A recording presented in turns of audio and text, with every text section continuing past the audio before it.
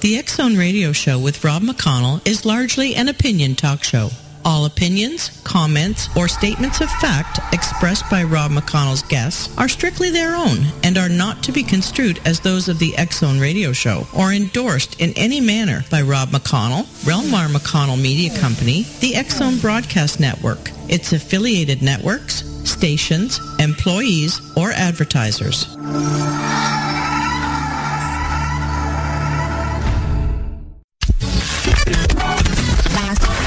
All Hit Radio.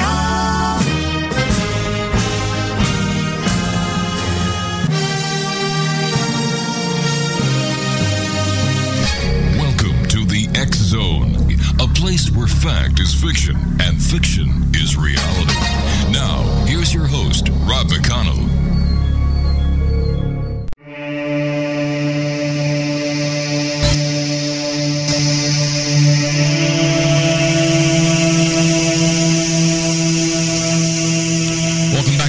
Everyone, I am Rob McConnell, and we're coming to you live and around the world right here on the Mutual Broadcast Network from our broadcast center in Hamilton, Ontario, Canada. Listen, right now, if you'd like to send an email, studio@xzoneradiotv.com.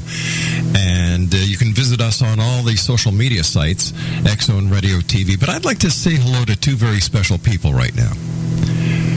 First of all, Leo Ashcraft, the man behind the Mutual Broadcast Network.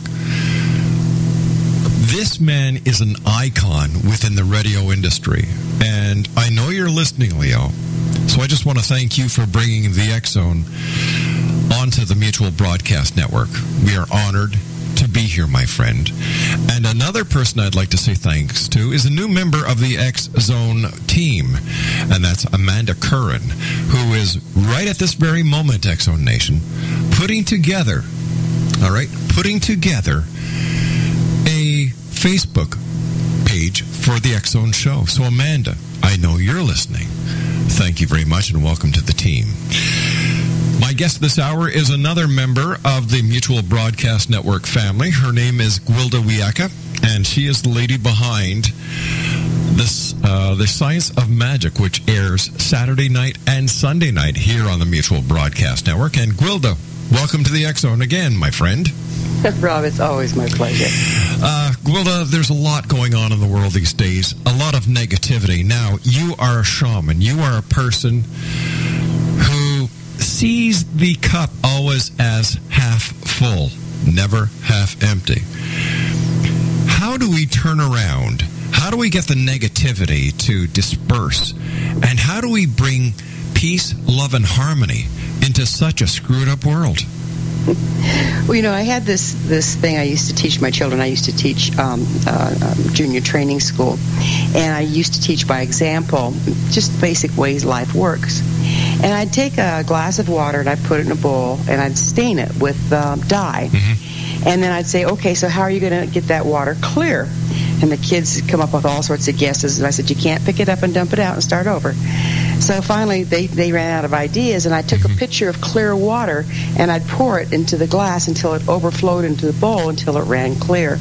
And I think that's the simple answer, is the only way to combat the negativity in the world is to not fight it or feed it, but to bless it and purify it by what we put out into the world being positive and loving and uplifting. You know, when I look back into my youth in the 60s, the hippie movement had started. In fact, Laura, my wife, was at Woodstock when she was a very young girl. She's a real hippie from way back when. You know, and the message was that these wonderful people that society kind of looked not very well to because of their looks, their appearance, and their love of life. Their entire message was love. All you need is love, as John Lennon said. Yes, and what's amazing is we've become the baby boomers, and we have a very large influence. Mm-hmm. So even though we all initiated in the same era and were, you know, systems busters at the time because of our radical views, now we are in a position just by our numbers and our good hearts to make a huge difference. A lot of grief going on in the world today, especially down in Dallas, Texas, where a number of police officers lost their lives protecting, making the ultimate sacrifice. How do we, as as a global community, how do we help mend the broken hearts in Dallas and in other places where there have been lives taken on both sides of the coin? Yeah, that's a tough one, isn't it? And again, might sound strange for a shaman to be speaking of prayer, but I think prayer and putting out love in your prayer, that it's multi-denominational, but that we're just sending our loving thoughts to the families and to those that have died violently. It's the most supportive thing we can do at this point, because there's plenty of hate going out in the world, and that's what we counteract it with, is through love and prayer. There's so many songs that mention love, and the Bible is filled with love, and other religious philosophies filled with love. How come here we are in the year 2016 and we still haven't gotten it yet? Are we that dumb as a society? I think it's because we live in a capitalistic kind of viewpoint where the only way you're going to have something is to get it out of somebody else. And so we look for love in all the wrong places. We try to get someone to love us so that we can be loved. But actually, love is a universal force that flows through life. And in order to have love, we have to be love. It's a frequency we express. And as long as we're expressing it into the world, we're full of that love. Gwilda, I hate to do this, sweetheart, but I've got to take my commercial break. Please stand by. Exonation, Gwilda Wiyaka is our special guest. She is the hostess of The Science of Magic right here on the Mutual Broadcast Network, Saturday nights and Sundays. And we'll both be back on the other side of this break. Don't go away.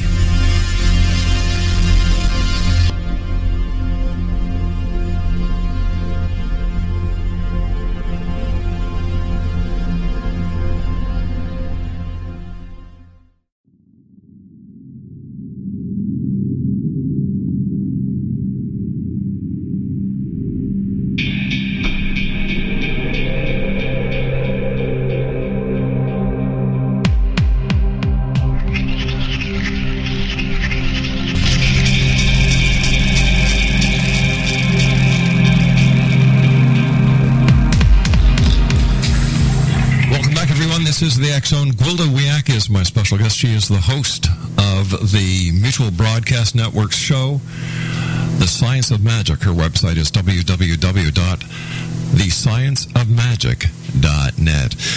Gwilda, you've been in the business of spreading love, joy, and helping people out in their time of need. How would you counsel somebody in Dallas right now who was part of that Black Lives Matter protest that started off so peacefully and yet ended so violently? So many people saw so much death, so much disruption. How do we as a world, as one race, how do we help each other? Well, those beautiful protesters absolutely had the idea. It's walk in peace, and my advice, of course, is don't allow the polarization and the negativity to turn you. Mm-hmm. Stay the course, because that's the only way out of this, is the peaceful walk, the walk of the peaceful warrior. And it's so when we get into a violent situation, that's the largest challenge, is to not polarize, drop our frequency, and become hateful and violent ourselves. And that's what's propagating this, is that allowing that negativity to pull us off course. But when we look at the world picture, we have we just don't have violence in our countries. We have homeless. We have hungry. We have children who are being neglected not only by their parents but by society and the very system that was designed to protect them. What does this tell us about who we are as human people and members of the human race? It's sad but true that as we've become so enamored with things and procuring more things, that both parents end up having to work a lot, mm-hmm. and the children are left, sitting in front of a TV set as a babysitter, and family time and unity is kind of gone by the wayside, and we're all just trying to provide nicely for our families, but we really have to get back to what is the most valuable thing, and it's not things. It's the relationship between each other. And the only way we can change this is each of us putting out a hand, putting that dollar bill on the person that's sitting there on the corner. Sit down next to him and say, hey, what are you doing here? How can I help?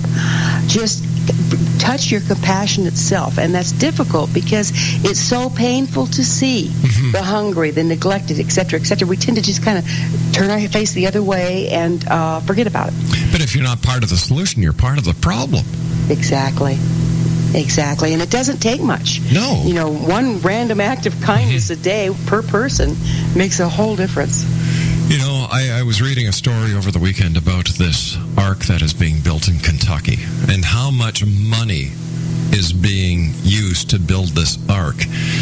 And someone who had a very smart idea decided to figure out how many people are homeless, hungry, and doing without in Kentucky. And even though this ark is being built by a religious faction who are going to charge $40 per person admission, it's a full-size replica of Noah's Ark. What do they know that we don't? Why not take that money and give it to the poor? In fact, why doesn't the Vatican and all the other churches that follow Christ, because, he didn't have a church, he didn't have all this gold, he didn't have this. What he did was he walked using his soles of his feet and visited people around the country. Like, what? It seems so hypocritical that the church is so rich and their followers are so poor. Yes, it is. This is something that I've always looked at, kind of scratching my head, because they're talking out of both sides of their mouth. Be of service, but what's the service? They pass around the dish, and people that have less than the church put money in it. It's never made any sense to me whatsoever, but it is part of our kind of like materialistic, capitalistic way right now, and I think that really needs to change into a more altruistic one. They think, the bigger the church, the more the congregation. Well, not necessarily. Yeah. Maybe it's time where society take another look at religion. And, instead of making it this tax-free haven, make people pay their share. Or if not, sell everything off and take care of the hungry. Clothe those who don't have clothes. Build homes. It doesn't make sense to me. And I think that when you look at the Vatican and all the other religious philosophies with their big buildings and, for example, the Vatican owns Place Victoria in Montreal, where the Montreal Stock Exchange is. Oh, my goodness. There's no need for that. No. So what they're doing is they're investing the money that people give them. The church, in my books, is a business. Because you've got the Pope, who is the CEO. You've got the College of Cardinals, who are the board of directors. And then you have every believer who goes to church on Sunday and puts their tithing in that tray. That's a business. It's not a religion. It's a business. Yeah, I have to agree with you. And it's designed after our businesses, or maybe they were the original business that everybody else is designed after. But they certainly have tax breaks and all this sort of thing that really, if they were actually being altruistic instead of materialistic with that money, that'd be one thing. But, on the other side, I have to share with you, Rob, there's this little tiny church. I live in a little tiny town in Colorado. And there's this little tiny church. I think the building was built at the turn of the century, just down from me. And when I fell and broke my back, they sent me a get well card. And I'm not even part of their congregation. They sent me a get well card. They offered to come up and chop wood. Oh, wow. I mean, and the women are always making things, clothes for the poor. So, there are beautiful churches full of a beautiful congregation that are really making a difference, but they just aren't as obvious. They're just the silent ones. You know what I mean? The silent ones are the real ones. Yeah. They do not want to be recognized. They're not doing it for the fame. They're not doing it for the glory. They're doing it because in their heart of hearts, they believe that they are following the true ways of their religious doctrine. You may not be a Christian, you may not be a Jew, you may not be anybody, but if you follow the very simple tenets within the 10 Commandments, you can't go wrong. Like, it's common sense. It really is. Yeah. It really is. Just live your life in a good way. Exactly. And you're living in the way of life, and then things go smoothly for you. If you live your life in a stingy, selfish, backstabbing way, well, that's going to be your life. What is the saying? Do unto others? Yeah, exactly. Yeah. How do shamans take that philosophy and teach their students? Well, everybody's different in that, and what we call shamans now are different than what shamans used to be. But the ancient practice was one of you live your practice, and your life is the example. And there were very few words exchanged, really. My original teacher didn't talk much. No? It used to frustrate me to death because I was, of course, jabbering and asking questions, and he would just pretty much keep doing what he was doing. But I finally learned to watch what he was doing and how he was living and what his life represented and the frequency that he was putting out. That was the teaching. And I was very fortunate to have that kind of a teacher. He was an original Lakota elder. So he was of the old school that had been handed down. Our words are hollow if our life doesn't follow them. Our words are hollow if our lives don't follow them. Yes. That's heavy. But it's also very true. I think that throughout the ages and as we have become more technologically advanced, we become dumber. We don't stop to smell the roses anymore. We take so much for granted. And if it's not complicated, it can't be right. And yet, according to what I've learned over my years, is that life is simple. We complicate it. We certainly do overcomplicate it, and that is the key, and that's one of the things I noticed with my original teacher when I finally slowed down enough to take notice, is that he handled everything with such reverence. A simple bowl full of water, he handled it like it was a treasure, and that brought the frequency up of it. Was blessing the water by the way he treated it with such reverence. And they say chop wood, carry water, and I'm living up here in the country, and it's never been more true. The simple things bring you back to what's real and get you aligned with what's working in the world, the way life works. And it uncomplicates things. I went out a couple of weeks ago, and I was asked to moderate a panel of high school students.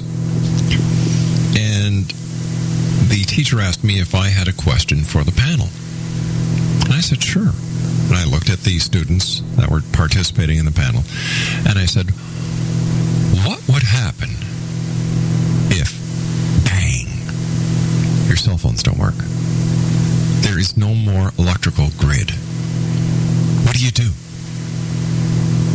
Do you know they couldn't answer me? I'll bet not. They could not answer me. I'll bet not. One of the things I did with my children when they were small is I took them out and I taught them wilderness survival. And as soon as they were large enough to carry a backpack, I taught them backpacking, where we would have what we had on our backs the whole time we were gone, sometimes for a couple weeks. And they grew up into the most capable, balanced adults, that just take everything in their stride because they know what is important and they know that they can make their way in the world. I did the same with my children. I taught them how to make craft dinner. I make light of it, but it is a very serious topic, and you have to be prepared. Preparedness is one of the biggest lessons in life. And, there are organizations that try to teach our youth that. For example, the Boy Scouts, their motto, be prepared. It's very simple. Well, the way we're living right now is not sustainable. So the natural conclusion of our course is going to be things going down around us, and we have to be ready to do without some of the things we take for granted.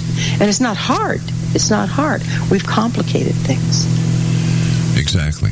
Once again, life is simple. We complicate it. And unfortunately, the way society is these days, if the answer to your question is not complicated, it can't be right. Gwilda, stand by, my dear. You and I will be back on the other side of this news break as we go over to the Mutual Broadcast Network newsroom. My name is Rob McConnell. This is the X Zone, a place where people dare to believe and dare to be heard. It's a place where fact is fiction and fiction is reality.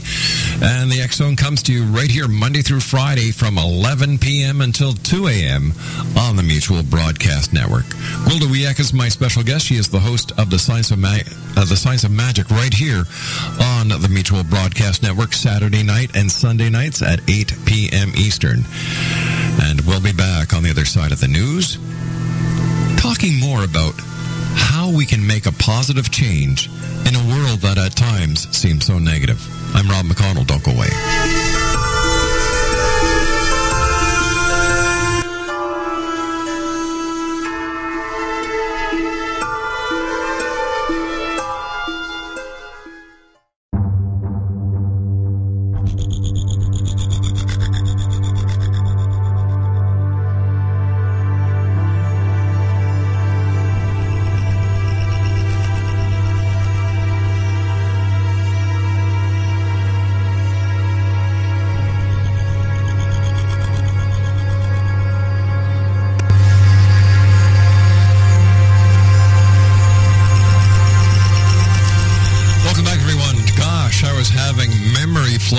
Listening to those commercials. Wow. What a big difference, eh? Back then you had to use something called your imagination. You know, that's why old-time radio that we play here on the Mutual Broadcast Network, Dimension X, X-1, are so popular because people really enjoy sitting back and listening to these stories that you, the listener, are the director, the producer, the set designer. You pick out who is going to be in your mind, each of the players, how it plays out. I remember driving between Montreal and Port Colborne and listening to old time radio, and that's what I did. It was really neat because you can use your imagination to its fullest. You create these scenes, these memories in your mind. And I feel very bad for people who today use their computer technology to do all that for them. Use your imagination. You have got the ability to do and be anyone and anything you want to be. The difference between a dream and reality is just doing it. The sky is the limit if you believe in yourself. And as we were saying before we went to the news break, about love. Love is very important. But here's the harsh, cruel fact, my friends. If you can't love yourself, no one else will. Joining me again is the host of the Science of Magic radio show here on the Mutual Broadcast Network, Gwilda Wiyaka. Her website is www.thescienceofmagic.net. Gwilda, do you agree that if you don't love yourself, or if you can't love yourself, no one else will? Oh, absolutely, because you're not present to receive love if you can't embrace it yourself. So how do you get someone who has esteem problems for one reason for another? Maybe they were bullied, maybe they've come from a dysfunctional family. How do you convince them, or how do you get them to realize the fact that they are lovable? That's quite a process. I fostered quite a few young people when my son was in towards his later teens, brought them in to live with he and I. And all of them had been beaten around. One of them was sleeping in a garbage dump, recycling bin. And they all had serious self-esteem problems. And one of the things that we can do to people around us that have that is, of course, recognize the beauty of them. But it has to be genuine. It has to be genuine. Mm-hmm. Just recognize their beauty and reflect it back. But, if you've got a drumstick, everything looks like a drum. I also did shamanic work on these young people to help bring back the frequency that they had to fragment off from through the suffering and abuse that they grew up in. And that combination was very, very rich. They all grew into beautiful human beings, and they still stay in touch with me to this day. And I think that it's never too late to embrace that method of pulling yourself back into yourself, drawing back into yourself the things that you fragmented up and let go of. And I loved what you said about imagination. If you can imagine yourself as the person you want to be, at the quantum level, you're building the very matrix for that to happen, and then just put one foot in front of the other. Yeah. And do you remember the secret that came out a couple of years ago, maybe 10, 15 years ago? That's a couple of years to me. Great film. People were putting pictures of what they wanted to manifest in their life on their fridges or on their bathroom mirrors, and they'd look at it and they would want that, and they would wish it. And so many people failed. Do you know why? They forgot the most important step. You have to take action in order for it to happen. Exactly. You really do that, and you have to take the time to think through what it is you're wanting. Is it really what you want, or are you creating a solution?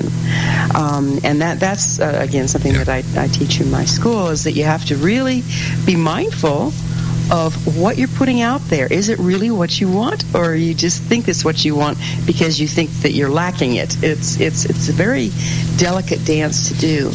But as we get more precise with it, then manifestation gets easier and easier. Something else that I learned many years ago, and I hope I can share this with our listeners, that when you fail at something, it's not a failure. It's a lesson towards success. Love that. It is. Yeah. Because there's no such thing as immediate success. If anybody tells you that their success is immediate, you've got the biggest liar on the face of the earth in front of you. It takes time. It takes effort. It takes tenacity. It takes belief in yourself. That when you fail, you say, well, geez, what can I learn from that failure? Yeah, and people look for, instant gratification. And manifestation doesn't happen like that, because when we set our intent for something, the first thing that happens is everything that stands between us in our being and achieving that is up in our face to be cleared. And if we're not willing to roll up the sleeves and start clearing our belief systems or whatever that comes up, well, then it's not going to happen. That's true. You have to make it happen. Gwilda, as you know, Friday nights on the X-Zone, we used to have psychics on all the time for the first 2 hours of the show.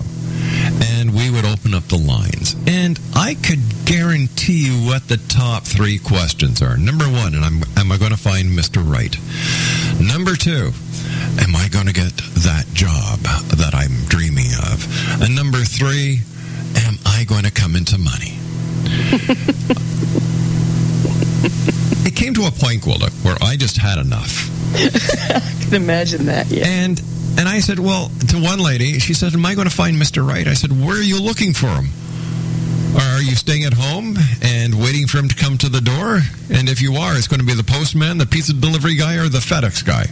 Next caller. Am I going to get that job that I've been dreaming of?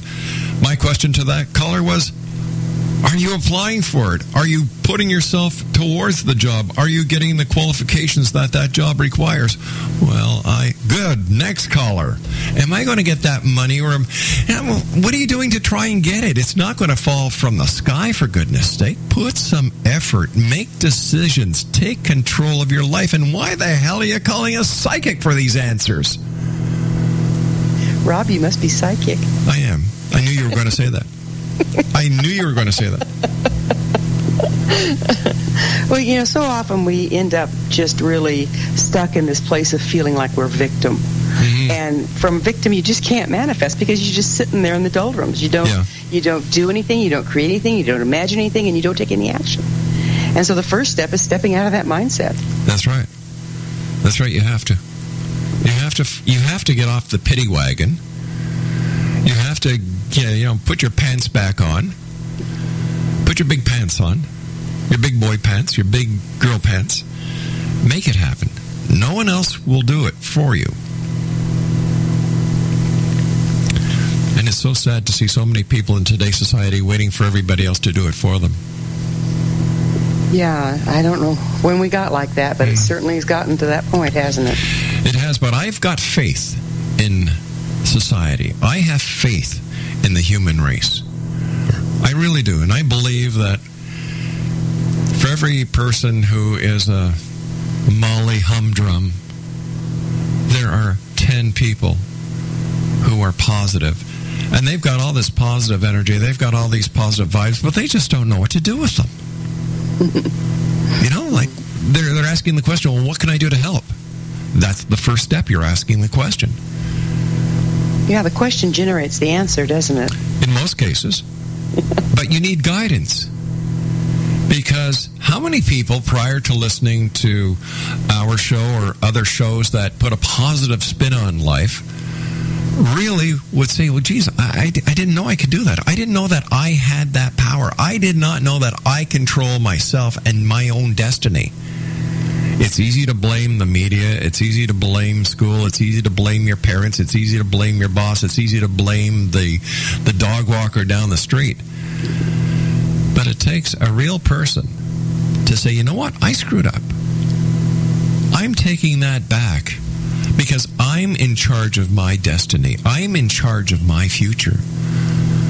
And once they come up with that attitude, they're on the track to being a success.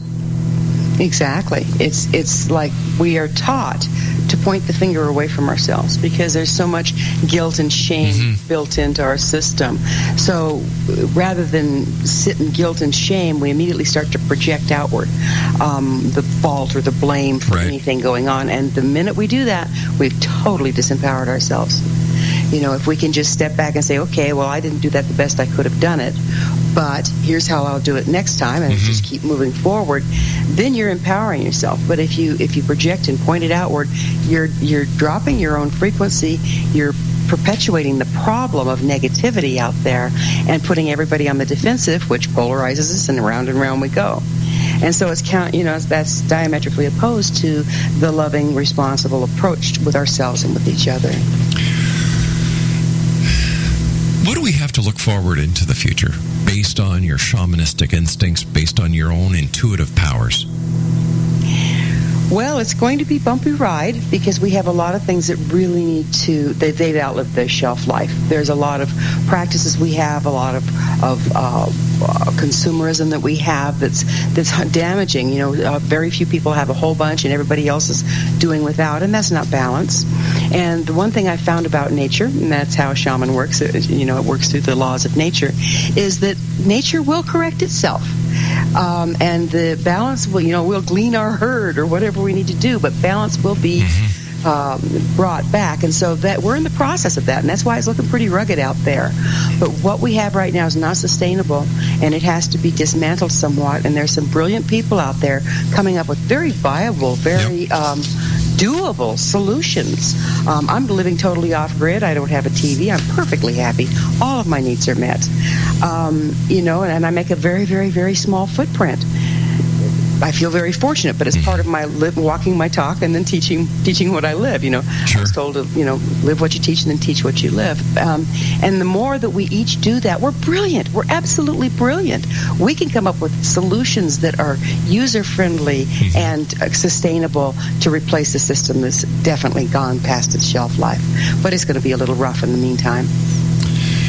It is. It's going to be rough. Nothing is easy. Life isn't easy, and I feel so sorry for these people who really think that the extraterrestrials are going to come down and save the human race, or that Jesus Christ is going to come down and save the race.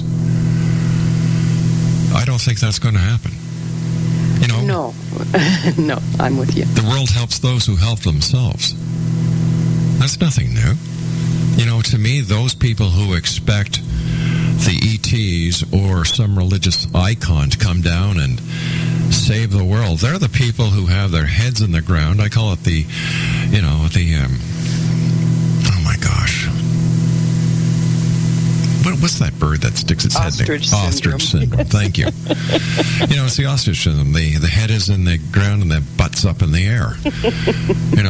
That's only good for one thing, kissing or parking a bike, and you can take your choice on that.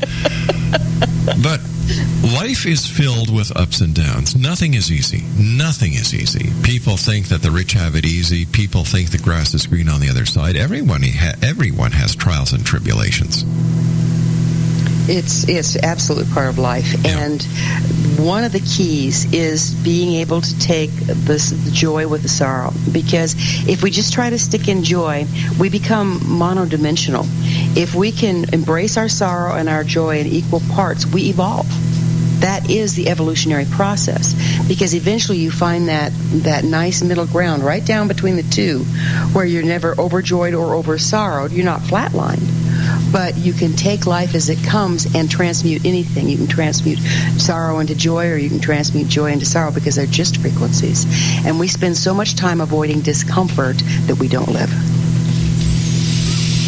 Trying times, but there's plenty of help. There's plenty of hope. And the best thing of all, there is plenty of love.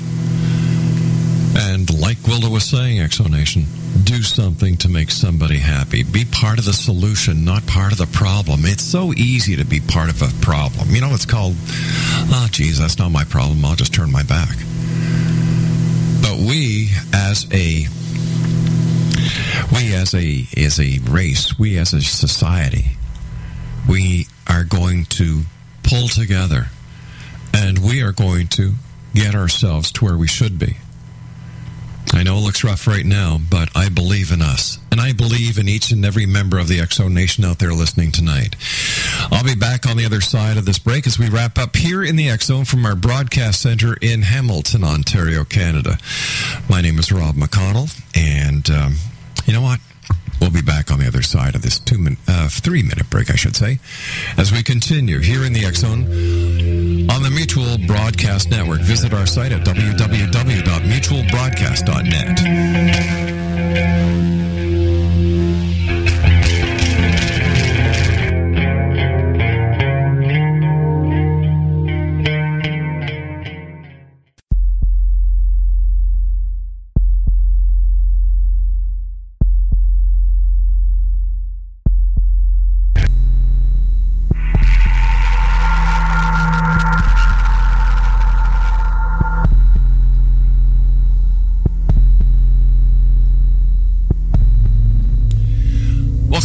This is the X Zone. Yep, still me, Rob McConnell, from our broadcast center in Hamilton, Ontario, Canada. This is the 25th year that this show has been on air. 25 years, over 3,900 guests. And yet, here you are, the Exo Nation still. Thank you very much. It's because of you, the members of this audience that is constantly growing, that I have had the privilege of sitting here in front of this microphone for 25 years, sharing with you, and in many cases, your family. So once again, from me to you, thank you for allowing us to be part of your family. By the way, has everybody seen Independence Day Resurgence? I saw it. I loved it. I'm not going to give the plot away. Not me. Out of, 10 flying saucers, I gave it a 9, and Laura gave it an 8. Hey, for us, that's a miracle. We came within one flying saucer of each other. Check it out, Exo Nation. Gwilda Wiyaka is our guest, www.thescienceofmagic.net. And Gwilda, first of all, thanks very much for joining us tonight here on the Exo. What do you have coming up in the Science of Magic? Oh, I've got all sorts of wonderful guests coming up. I have Carl Johan Kalaman. He's the one that wrote all sorts of fantastic things on the Mayan calendar and the evolution of human consciousness. Roberta Grimes, she has her trilogy on the fun of dying, the fun of staying in touch, so that's going to be fun. I've got a lot of wonderful people coming up. It's just so much fun to be able to share time with thoughtful people that are, altruistic and trying to make a difference in the world. That's it. People are trying to make a positive difference. We see the positive difference that so many people try to make on a daily basis. You have policemen, you have firefighters, you have doctors, nurses. You've got the people who work on the utility companies. You've got people all over the place who are seen making a difference. But there are so many other people behind the scenes who are trying to make a difference, like you and the guests that you bring on your show, and the messages and the teachings that you give to your audience each and every week. What are your final thoughts? We have about a minute left. Well, my final thoughts is I'd like everyone out there to realize that they have the entire universe within their being, and it's just a matter of choosing what you want to express. That's the key. It's that simple? Mm-hmm. How can our listeners find out more about you? And you've got courses coming up. I do, actually, yes. I have Block 1 of the Shamanic Arts program, and that is a retreat, and you learn how to work the basic shamanic principles. They can find out about that at www.findyourpathhome.com. Registration deadline is September 12th. The classes are October 13th through the 18th up here in the beautiful Colorado Rockies. Where marijuana is legal. Yes. Okay. That explains a lot. Hey, listen, why do you call it a retreat? Because when you retreat, you go away from.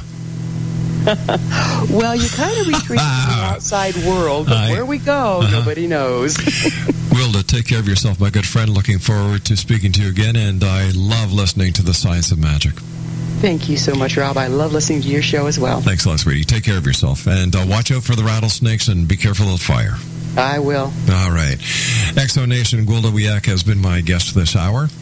And for more information on Gwilda, visit her website for the Science of Magic at www.thescienceofmagic.net. Now, I'll be back on the other side of this commercial break with the news from the Mutual Broadcast Newsroom as we continue talking about the horrific occurrences and events in Dallas, Texas with Eric Stearns, who is in Dallas, Texas. He's also a shaman, and he has a very unique twist and how to look at this.